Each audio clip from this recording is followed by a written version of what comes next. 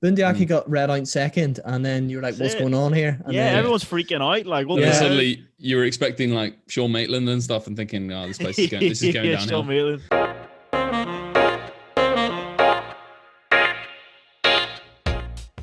hello, and welcome back to Tough Rugby Podcast. Please announce, got the two usuals in the studio, Harvey and Zach. Boys, squad has been announced. We more or less did a podcast before the podcast, chatting about our raw emotions, but decided now just to give ourselves 10 minutes, clear the heads, write the names down, and really dig into this. But original thoughts, Zach, what's the headline for you? For me personally, I know that a lot of people maybe will say the headline's Johnny Sexton. I think the headline for me is Johnny Davis. I think just in terms of Gats trusts him, we look back to 2013, the fact that he started Jonathan Davis ahead of Brian O'Driscoll in a must-win game, not just for that series, but arguably for the Lions, full stop. They really needed a series win after 3 series losses. So for me, that's the notable exception. Yeah. Harv, what's your big omission or inclusion? Coming from an English perspective, it's got to be Carl Zinkler. It just has to be. I don't get me wrong. I still think probably Tide Furlong was going to start, but I had Carl. Sad to say it now, but me and Telf were having a chat a couple of days ago, and I literally would say that Carl Zinkler was a shoo-in, like he was in the squad, no doubt. So that was a bit of a shock. But in terms of the front row, in terms of the actual starting team, Johnny Sexton, for me. Yeah. I know he's had recent injury issues, but geez Louise, he played well recently, and I thought for a bit of experience, but hey ho, Gats is in control for a reason. My one's ring rules, but we'll get into our reasoning as we go down. I think the best place to start is just move through the squad. So there is 11 English, 10 Welsh, and 8 Scottish and 8 Irish. So Scotland's got what they wanted. They've got 8 players in the Lions. One of the biggest kind of Scottish numbers we've seen in a long time. So that'll keep all the Scottish ones happy. I know we've had a few in our comment section. So the likes of your Chris Harris and stuff, they'll be happy. But we'll start with the loose head props. Marco Vunipola, Wyn Jones, and Rory Sutherland. I think it was one of those that is probably the position where you probably said, yeah, I think one of us actually had those exact 3. So I believe that was Harvey. Congratulations. I'd like to stick my hand up on that one. 1 point to Harvey. 1 point to Ponchatown. For me, I think Roy Sutherland is probably out of the 3 the most, maybe if you were to, maybe questionable is the wrong word to use, but there's so many other ones out there that could have done the job, possibly. Cian Healy in my squad, but at the same time, I can totally understand where Gats is going. I feel like Roy Sutherland is probably the one of many Scots, which it could have gone either way. He could have got in there, he could have not. But yeah, no real surprises. Are you surprised, Telf? The only surprise is Roy Sutherland, I think, injured at the minute. I think he's just come back from injury, so he's one of those that you're going to bring him, and he's not going 100%. You've seen with the likes of Sexton and James Ryan's not going because they aren't fully match fit. He's taking the risk on Sutherland. I don't think you can take the risk on multiple players, but Sutherland's someone that he's probably picked to say, you're our man, just get fit, and it's all right, you're going, which is fair enough, because if we roll back last Six Nations, back when there was fans and stuff, Rory Sutherland was a standout. People were talking about Rory Sutherland as starting. People were talking about him as the main man before kind of Wyn Jones came on the scene. So I think on the whole, the likes of your Cian Healy's, your Ellis Ganges can't be too annoyed, because it was really a toss-up.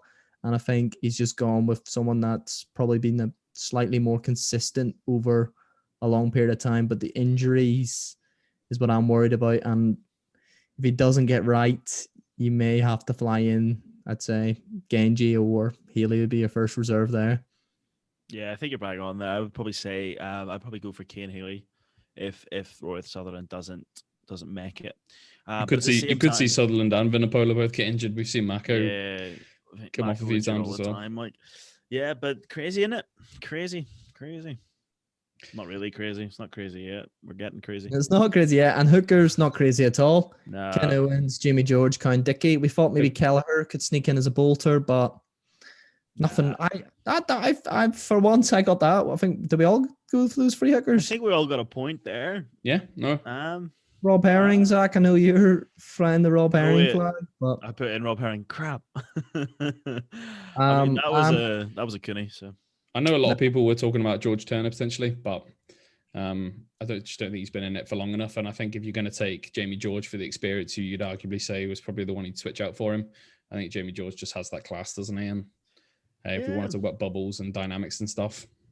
All I'll say is, as well, he's taken all the Saris boys. Yeah, there's like 5 or 6 Saris boys going. Everyone was saying about championship Saris and all this stuff. Yeah. Gats looks well past that. The anti-hip props, now we're starting to get into the omissions. So Furlong, Porter, Xander Ferguson, no Kyle Zinkler. Andrew Porter. Fair play to Andrew Porter. I'm pretty sure you had him. No, I always thought Andrew Porter was going. I didn't think Porter and Ferguson would go. I thought it was one of the two. Okay, yes, that's right. Zinkler, I don't know if you just want to kind of jump into the narrative of, does Gatlin think he's a hothead? I think that's going to be what most people are going to be saying. Can't trust him. South Africa, maybe. Is it scrummaging not up to it?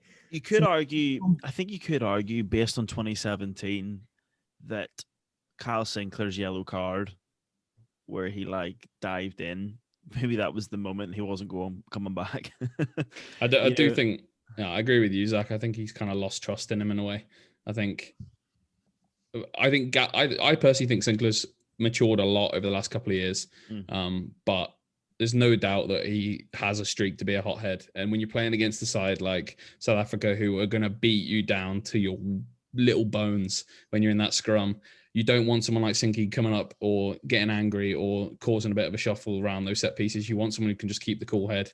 And, maybe he sees that in Porter or Ferguson potentially. Yeah, I think as well, like if we want to talk about like maybe a wider theme that kind of threads through this is, Gats did say in his kind of post reaction to the squad being announced that club form plays a part, and especially I think for the English players, the non-proven English players, shall we say, maybe the likes of your Kyle Sinclair, that does play a part. And obviously, if you're part of a Leicester Tiger squad that isn't, I know is doing a lot better this year, has made it into the final of the Challenge Cup, but in terms of the Premiership, it's still not firing perhaps as it should, or being a part of a team that is firing. Maybe we'll get to it, maybe like Johnny Hill. So I think club form probably plays a factor as well. And the thing with Kyle Zinkler is he doesn't start week in, week out for Bristol. They usually start John Afoa and bring him on last 20. And I look at team sheets regularly and don't see Zinkler starting. So honestly, I think John Afoa might have shafted him a bit because he hasn't been hitting the heights for his club, and probably a mediocre Six Nations. He was injured at the start, came in, and I think we were kind of picking Zinkler on his name rather than what he's actually done for England recently and for Bristol. And if you maybe look at it in the broad perspective, has he got back to his heights since his knock in the World Cup final? Probably not. Plays a factor.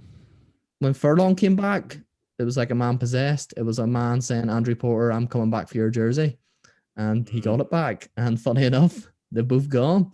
Because I thought Porter was the best in that period of time. Porter was the best tight head with Ferguson when Furlong was injured. So I'm starting to see it now that I'm talking myself into it. But at the same time, it took a lot of bollocks for Gats just to say no Zinkler.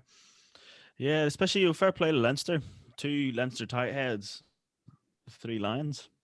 I mean, this is probably one of the least contentious areas that has a bit of contention, because it's all kicking off in the second row.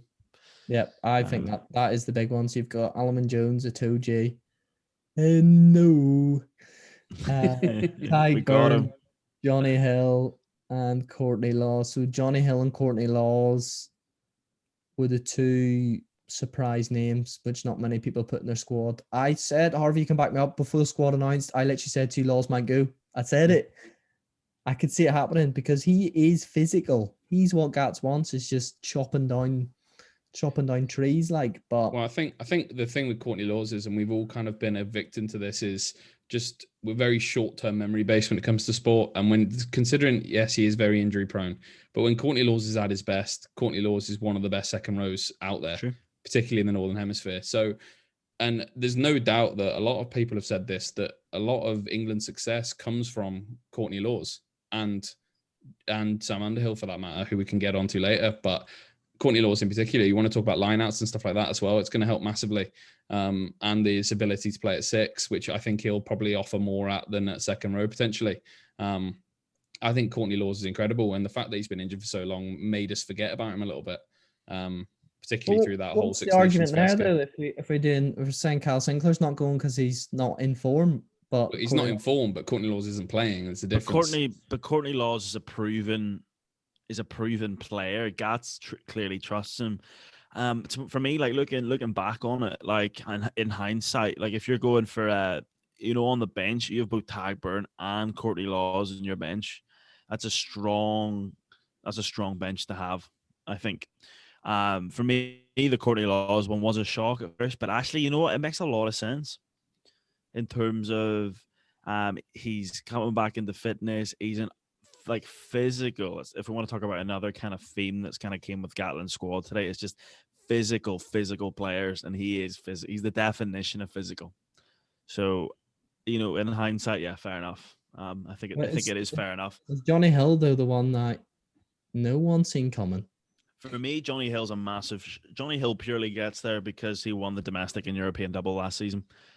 Because he hasn't been great. He's been, to be fair, he's been decent for Exeter this season. I'll give him that, especially the game against, I think it was against Leon, maybe, and then obviously against the massive game against Bristol they had in the Premiership where they just blew Bristol away. But at the same time, I feel for James Ryan. I know he's not match fit, but like we were chatting about, maybe you go back a year ago, James Ryan for Lions captain. And he's nowhere to be seen. It's crazy. It's crazy. I do think though, like I'm talking myself more into it, but the whole Johnny Hill thing, obviously, if we just dictated it purely off his international performances, no chance. Like, I don't think he played well enough at all for England. But if he is going to factor in, obviously, club performance, that could well be the deciding factor. And I also look at it in the sense that if you're talking other second rows who are really pushing there, you've got James Ryan and probably Johnny Gray. I couldn't really think of anyone else. Forgive me if there's anyone out there who is really pushing him for that spot. And James Ryan, for me, has kind of walked his way out of a spot. I think Devin Toner's performing better than him at the moment. And Devin Toner walked out himself. And Johnny Gray, between the two Exeter boys, maybe it's easier to compare them to. And maybe that's why he's gone Johnny Hill.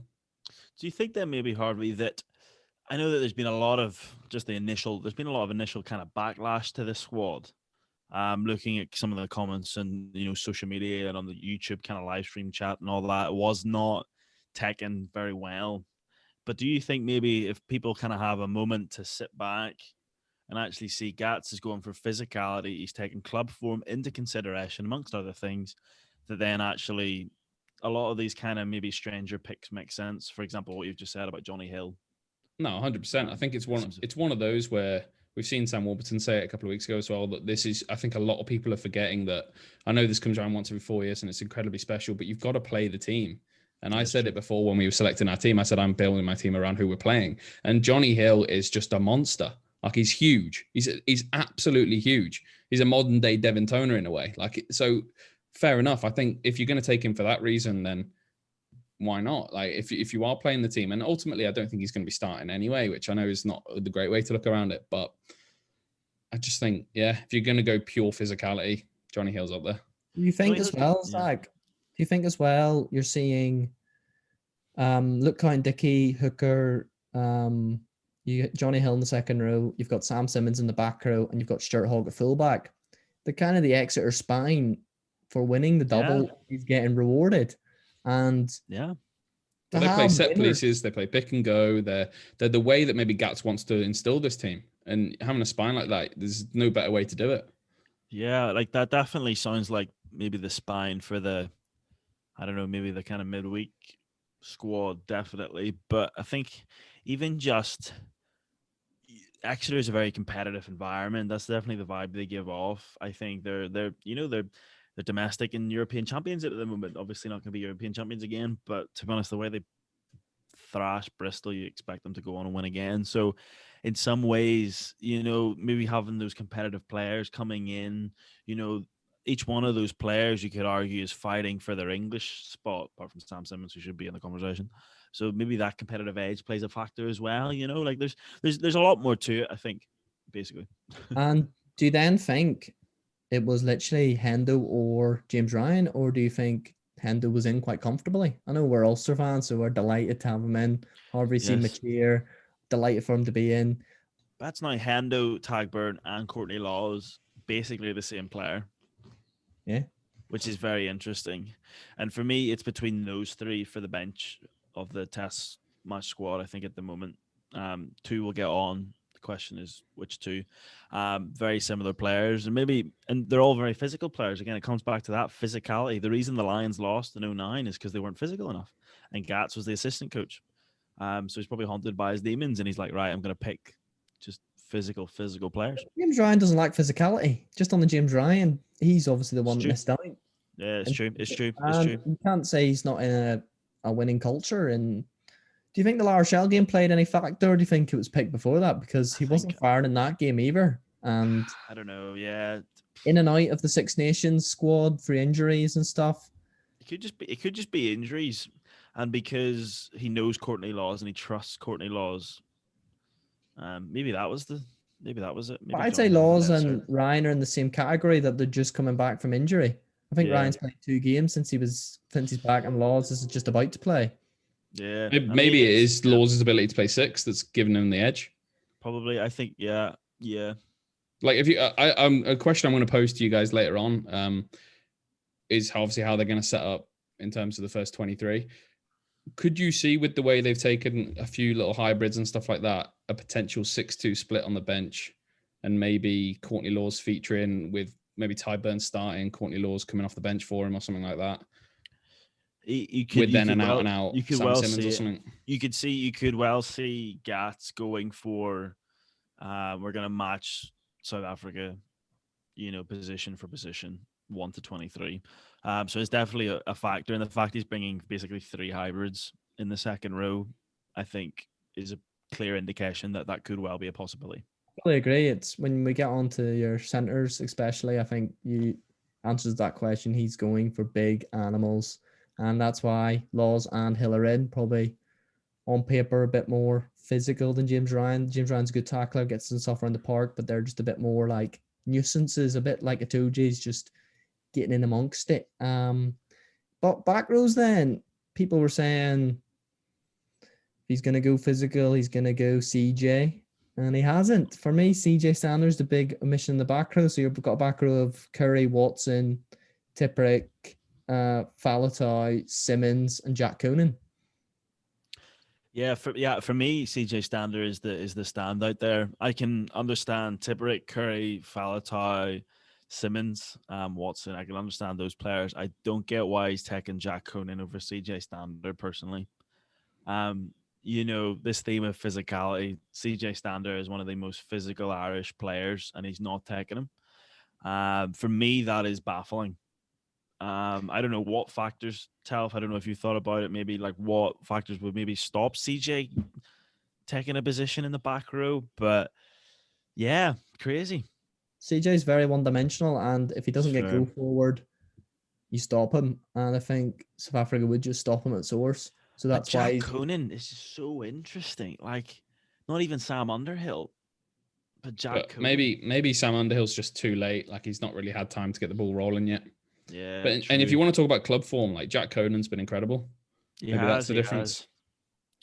But then the one I just quickly want to say as well, if we're going pure physicality, I know he's played absolutely terribly recently, but Billy Vunipola, if you want pure physicality and a big hard 8. See, I feel like Billy Vunipola with the whole physicality debate, I just think he's just so out of form that trumps the physicality aspect that he brings. And for me, Sam Simmons is in such good form. I understand, right, that his try-scoring stats are a wee bit inflated due to the way that Exeter play and the fact that he's at the end of them all in a 5-meter line. I understand that. But at the same time, he's an absolute machine and an animal. And there's no doubt. For me, it was between Simmons and Vunipola. And for me, Vunipola doesn't go. There's no doubt. Like, if Simmons just picks that ball out of a scrum and bounces Etzebeth, everyone's going to be absolutely screaming and loving it. So... And Exactly. maybe you've hit the nail on the head. There's like with the fact that Billy Vunipola's just, yeah, he's physical, he's a beast, but he's been so bad in 2021 that like, is that just enough to walk him out of the team really? Took the other Saracens boys, so he was giving the Saracens boys a chance because he knows that what level they can get to, and the fact he thinks that Billy can't get to the level that Farrell, Mako, and Daly can get to when they're not 100% firing at the minute. It's tough on Billy because it's basically saying those boys aren't in form, but they will get to form under me. But I can't see you getting anywhere near. Like Billy's really, I think tough, really tough for Billy at the minute, especially if Sam Simmons there. Long term, he could lose his England spot, and then Sam Simmons has a good tour. Benny Villapola will not play for England anymore. It's like genuinely, it hurts, and I feel for him. But I think as well, like when you have someone in such good form like Sam Simmons, and Billy in such out of form, like you have to go with Sam. I think it's a bit different maybe when you go with, we'll get into it, like Elliot Daly. I think there's more factors to play with Elliot Daly, with George North getting injured and stuff like that.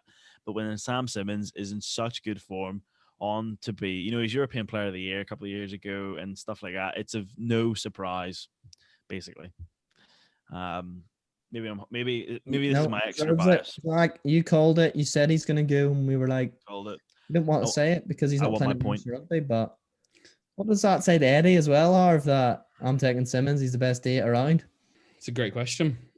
So it's tough to answer. Obviously, I think it's just a case of, I don't think like a lot of people are obviously going to pipe it up, and you just know the media will do it and say it's obviously a spite on Eddie Jones and all this stuff, because why have you not picked Sam Simmons and blah blah blah blah. But Gats probably just sees a way that he can employ Sam Simmons, maybe with that whole extra chief spine, that will be the difference maker and make Sam Simmons a viable option. And maybe Eddie just doesn't see that. I don't think it's anything personal. I think it's just a case of it's two very different opinions, and is what it is. Hopefully Sam can go out there and prove himself to be at the quality. We'll go on to the backs now, boys, and start with the scrum halves. So Conor Murray, Ali Price, and Gareth Davis. Obviously Ben Young's pulling out, made the decision probably a bit easier. Who would you say then got in there with Ben Young's kind of ruled himself out? It's got to be Ali Price. I'm just gonna buy him. Like it's got to be Ali Price. I think it's very interesting he took Gareth Davies as well. I thought if there was any place there was going to be a bolter, it was scrum half Danny Kerr. I really thought this morning that Danny Kerr was going to get on. I reckon Danny Kerr will probably feel a wee bit hard done by, but at the same time, you can understand. I think Ali Price, Gareth Davis are maybe similar players. Is that right? Maybe tough. Yeah, no, I can see where you come from. Kind of two solid 9s, and then, well, he's gone 1 solid 9. I think Murray starts now. I think I think Gareth Davis goes it's a toss. I think Gareth Davis goes for his experience, because you could argue that maybe Thomas Williams is slightly better at him in current form. But I think with what, like you said, I think we can all agree that Conor Murray is probably a nailed-on starter. And then I think Gareth Davis goes as part of the kind of morale booster, a bit of experience. And Gats loves him, so I think that's probably why he's taken Gareth Davis. And then Ali Price is just your little wild card. You never know. Chuck him on, see what happens. See if he can create something. Yeah, definitely. For me, Ali Price definitely goes as probably the midweek 9, I think, with Guy Davis coming off the bench for Conor Murray. I think Conor Murray, the way he turned himself around in the Six Nations says a lot. And even though Munster didn't kind of go past Toulouse, I think he's the guy. He performed so well against Leinster. That probably sealed the deal, I think, for Gats, that performance in the interprovincial game. So, I mean, yeah, you can maybe argue for both Price and Davis. There is a bit of a, could have gone either way, but you can sort of understand why Gats picked them both. If we're being honest, I've no complaints in the 9s. I wanted Cooney. Did you think Cooney could go? Do you think Cooney could go, truthfully? In my heart of hearts, no. I think, to be honest, with Cooney, it was Danny Kerr. If there was going to be a bolter, it would be Danny Kerr ahead of John Cooney. I think Danny Kerr had a bit more form And in a Harlequins team that are doing a bit more, I think Dan Ulster. I think you never know. Like you could argue that Ulster not winning against Leicester the other week could have been the factor, but I doubt that.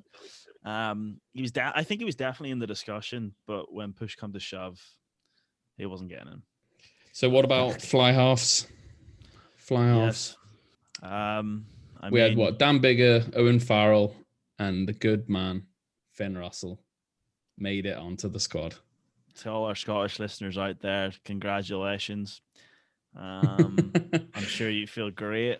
I'm sure the big one we should rush straight to, considering we've got two Irishmen on the pod, is Johnny Sexton. Not involved. Big Johnny. Like I went from at the start, like from the start of the year, I was like, Johnny Sexton's just, he needs to go. He needs to step down. Bring in Harry Byrne or whatever. I don't care. And then I just thought the tail end of Six Nations, he was superb. And I think we all agreed that he was going to be our starting 10 for the Lions when we last picked our squad. But huge omission, I think. It just shows though that he does take club form into it. He hasn't played since I think he's played a bit, but he's got injured very early on. And it was just simply that he got a few concussions, and that's not going anywhere with Sexton. He can get 2-3 games in him, but that's it at this stage of his career, and it's kind of baggage. I think the thing you got to ask for Sexton as well is like, I know obviously this is a Lions discussion, but the man's been talking about his World Cup hopes, and if he's not getting put on a Lions squad based on his durability, like, has he got it in him?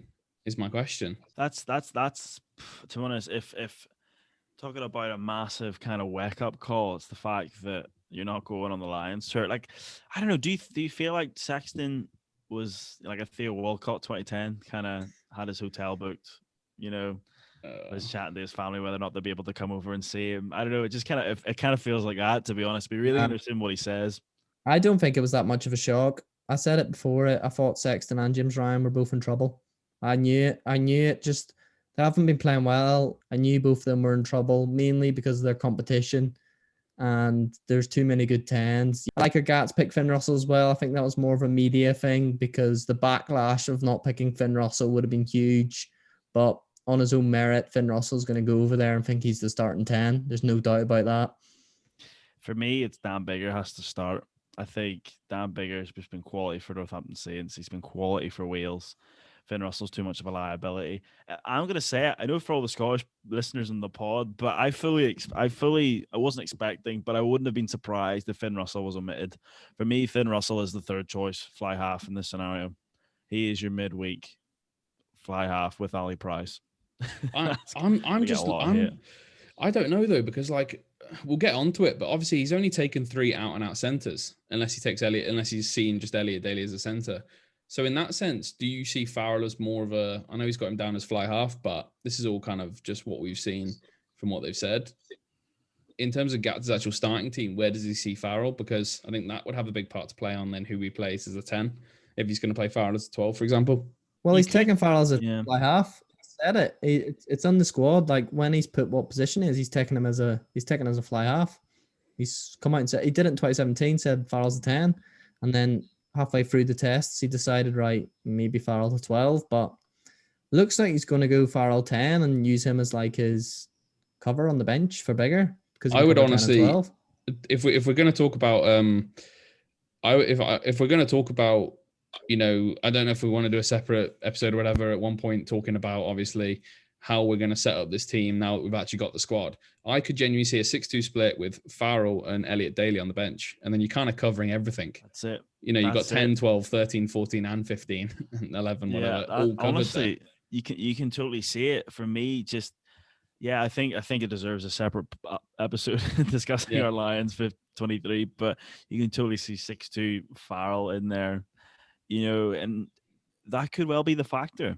That could well be it. 6-2 split match in South Africa. It would be a very Gatland thing to do, going to South Africa with a 6-2 split and beating them with a 6-2 split. You can see it. But sure. I mean, I feel for Johnny, but at the same time, I guess maybe not that surprising. No, I think the omission is based on durability, and Sexton kind of no complaints at 35 at the end of the day. He was pushing it to get on this tour, and he's definitely first 10 on the call if anyone gets injured, or if even Farrell gets injured, and if he's playing 12. Yeah, it's true. And talking about durability at 35, we haven't actually talked about Alwyn Jones yet. I mean, that man. No, I was gonna mention him at the end, just discussing okay. being captain at the end, and Fair. Okay, we'll save it. We'll save it to the end. don't worry, Alan, there's time for you. Centers then. Robbie Henshaw, Chris Harris, Bundyaki, but he's had Daly down as a centre when he announced the squad. So I think you're spot on as well. I think Daly is going to be your utility back, and you need to take a utility back. So I'd say 3 centres plus Daly as a utility back. Henshaw, Harris, and Aki. Aki's the one for me that came out of nowhere, but the logic again is just big physical 12. Run hard, run straight. I can see the logic, but at the same time, Guy Ringrose is the one for me that must be gutted, because it's not like someone beyond him has made it. He starts ahead of Bundyaki for Ireland, and Bundyaki's going to a Lions tour. For me, Ringrose will be gutted, and Ringrose is nearly going to be 30 by the next Lions tour. He's missed out on 2 very narrowly. To be honest, I could see Bundyaki starting. Yeah, like genuinely, that's the thing. Like Dan Bigger, must 10, love him. Aki 12. He is the definition of physicality. Like, he is physical 12. You could argue, apart from maybe Manatee Lang, he's the most physical center in the Northern Hemisphere. But I reckon Bundyaki was probably at Connacht training this morning.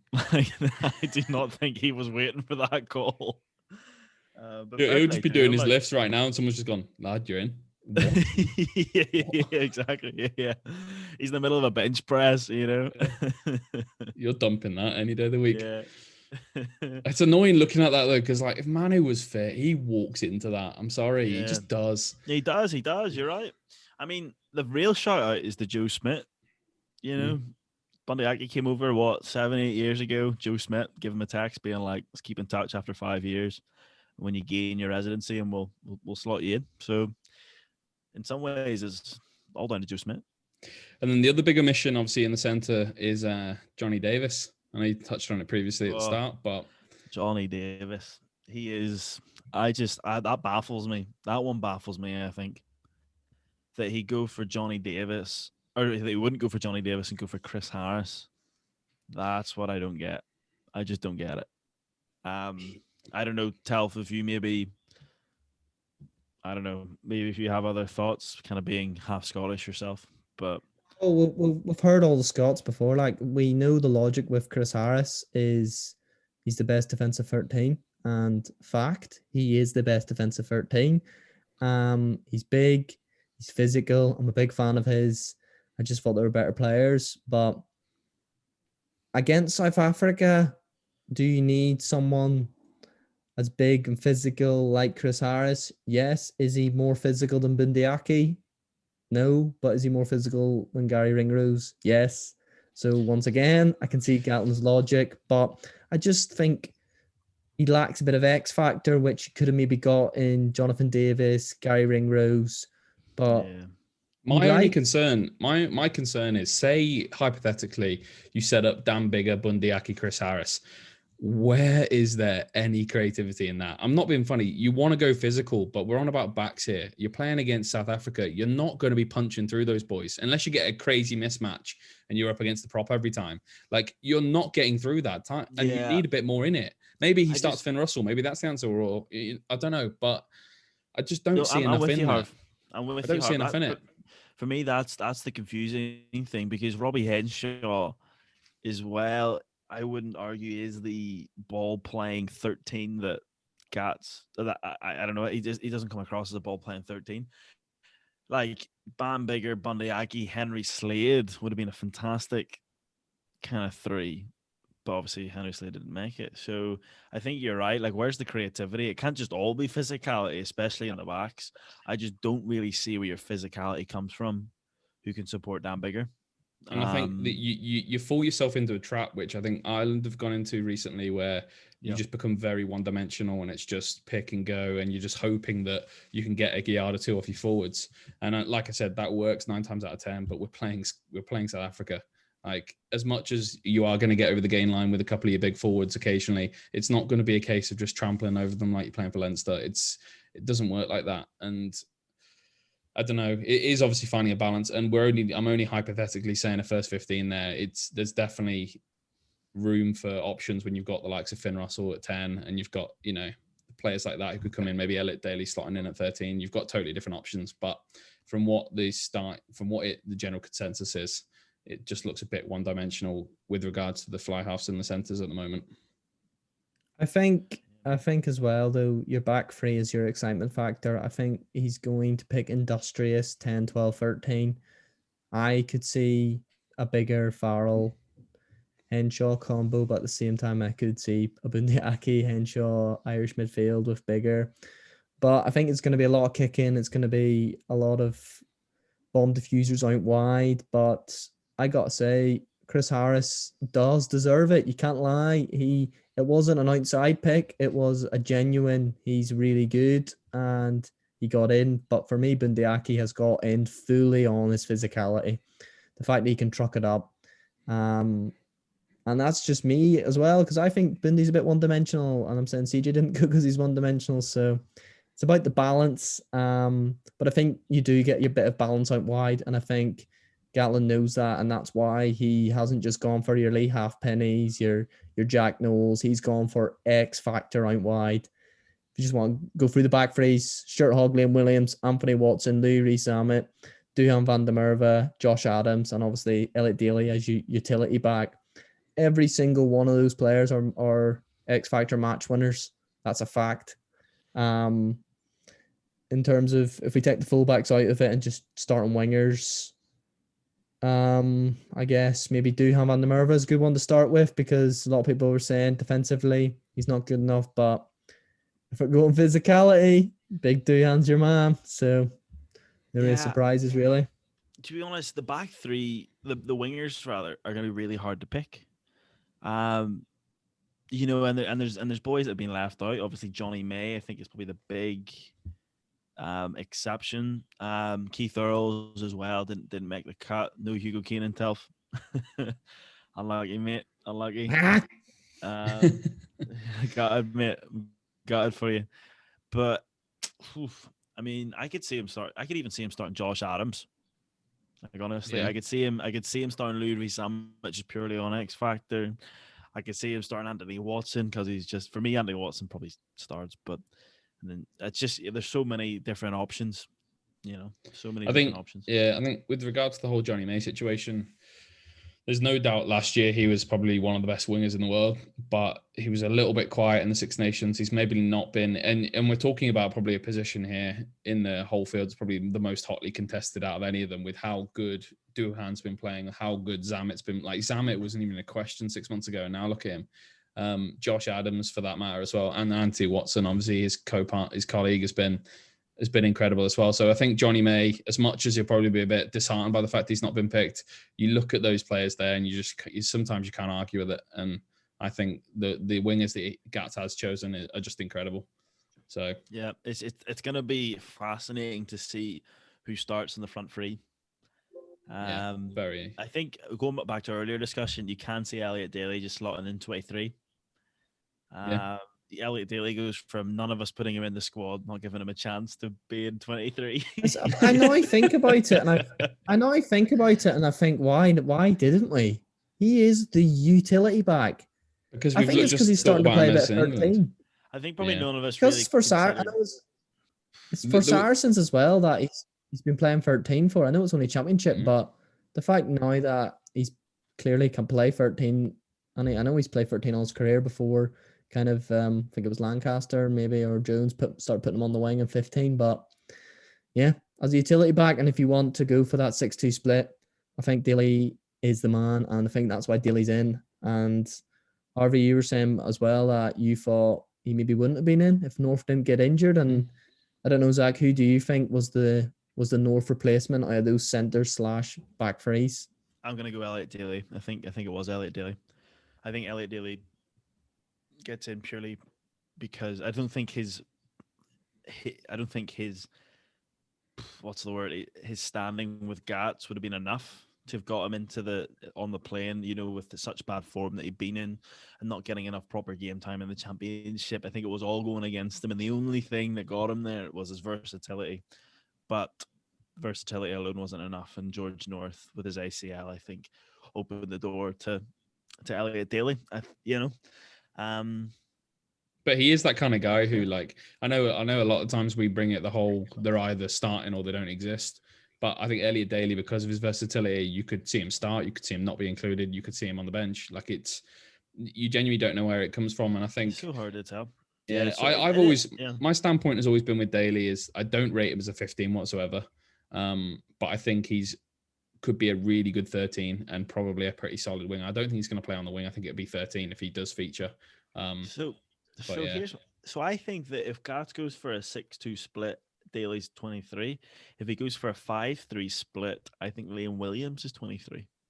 Yeah, I probably Williams agree with does that. give you the versatility of the wing and the fullback. So, if anything, in terms of,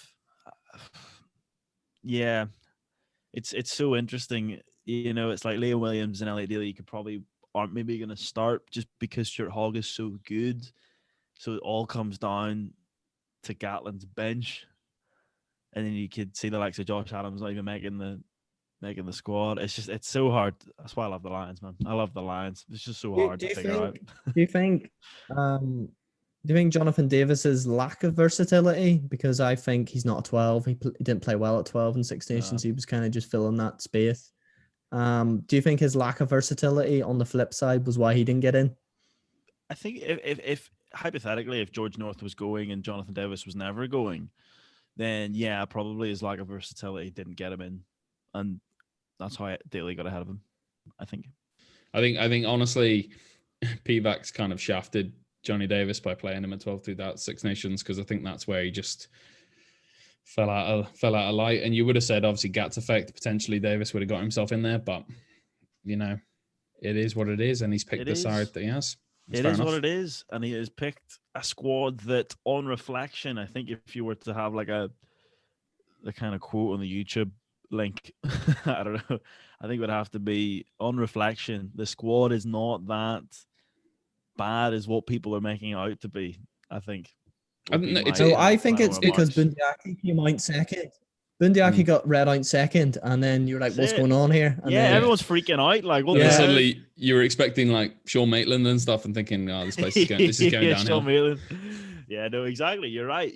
Because Bundyaki got red out second, that's why everyone started freaking out. That's why I started freaking out. No, it's one of those. Lions is so opinionated. It's so opinionated. You're never going to agree with everyone ever.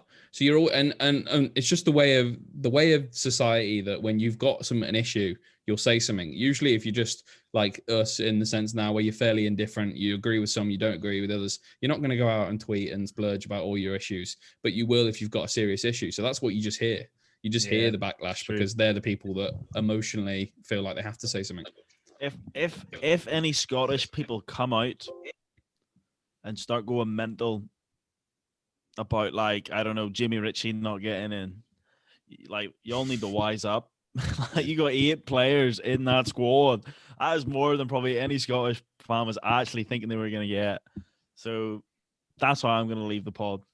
And obviously, Stuart Hogg's in there. We haven't even mentioned Stuart Hogg, Liam Williams, 15s. I think if you were to do mortgage, we were saying Zinkler and Furlong were our 2 mortgages, but pretty sure I actually said that on the pod. Seared. Here we all make mistakes. Stuart Hogg and Liam Williams were always going to be the 2 fullbacks. That was more of a realistic put your mortgage on it, and they're both going 2 solid 15s, no issues there. And I know what you mean, Zach. Like, I think just there was a few early surprises, a few names you weren't expecting to hear, like Aki and Gareth Davis came out first. But when you really look at the team, there is a genuine reason for everyone being omitted, whether that be Sexton's durability, Jonathan Davis playing 12 in not as favourable position, and really not standing out in a nearly Grand Slam winning side when he really should be. So, and James Ryan's not in form. Johnny May didn't hit the heights that he has done in the past. When you really break it down, you can see Gats is probably going to go physical, potentially 6'2", use Daly as that utility back. it's starting to come to life a bit, and now the time is to start speculating towards what the starting team is, which I've already started doing, which is all great. And obviously the main man, Alman Jones captain. Zach, you put it in the chat straight away. No surprises. It was. Yeah. And what did you actually think of the way he magically appeared there? Are we genuinely gonna talk about this? Sky Sports, if you're listening, your coverage was woeful. I'm sorry. But like, don't use green screens. Don't use all these like weird graphics and like magically appearing and things like that. Like, oh my goodness. Like, please stop it. It's not what the Lions is about. Trying to make the Lions like hip and modern. People don't even think that's hip and modern anymore. No, Sorry. but it's a different. The thing I say, and obviously we're just a small podcast. This will go up fairly roughly edited, but it's not going to be anything big. And I hate to always relate it to football because football is a million times bigger than rugby. But like the fact you've got them on a Zoom call and you can still even see their name tag in the bottom corner, just a bit like they've even got the speaker view. So right now, obviously, as we're speaking, I've got a yellow border around my name because I'm speaking. You can still see that. It's like you can literally see the Zoom tab in the top left. Did you see when zoom in? Sam Warburton was speaking for like 2 minutes and wasn't even zooming in. It was just like a rough version of him in the distance. You couldn't even see what he was saying, and then the audio was out of sync about 8 times. It was and then did you see with Tommy Bow? It just said Tommy's iPad. It didn't even have Tommy Bow.